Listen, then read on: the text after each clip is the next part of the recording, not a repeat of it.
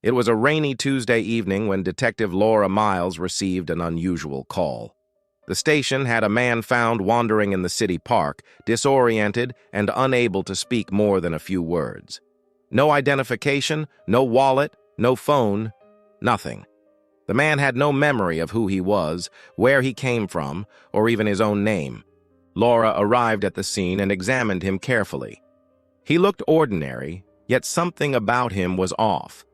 His eyes were alert but filled with confusion, and he seemed both terrified and detached at the same time.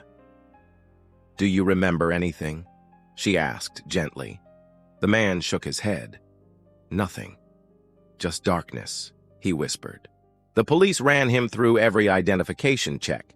Fingerprints, missing persons databases, even facial recognition software, but nothing matched. No one reported him missing. It was as if he had come from nowhere. In the days that followed, the man, who the team began calling John Doe, was placed under medical observation.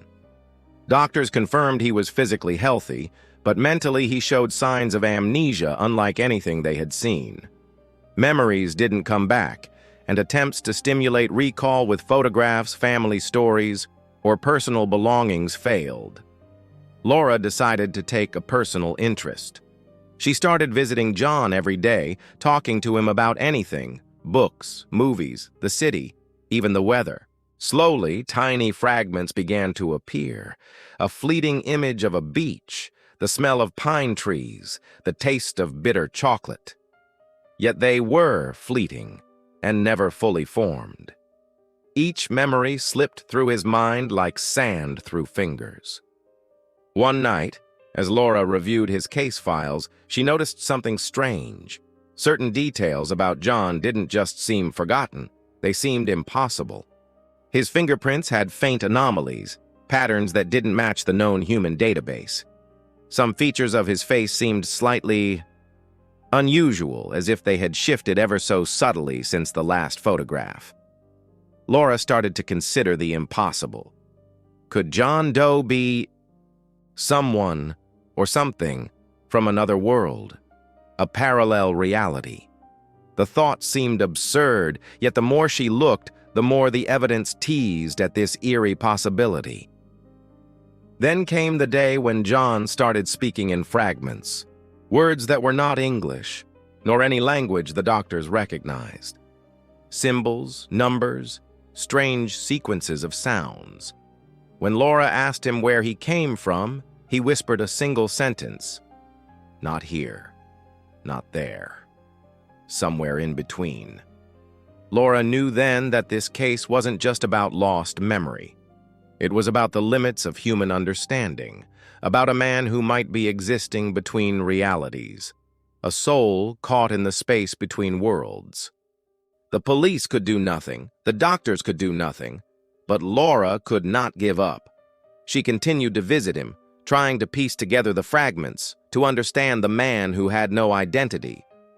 Weeks passed, and John's memory slowly returned, not as before, but differently.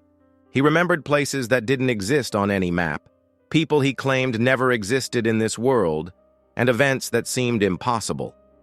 Laura listened in awe and fear, realizing that John Doe had glimpsed something beyond comprehension, a reality parallel to theirs, overlapping yet invisible. In the final days of the case, John looked at Laura with a calm expression. "I remember now, but not fully. I belong everywhere and nowhere," he said. Then, as suddenly as he had appeared, he vanished. No trace, no explanation, as if he had been absorbed back into the unknown. The files were closed, the case unsolved, yet Laura could not forget him. Every day she wondered, who or what was John Doe?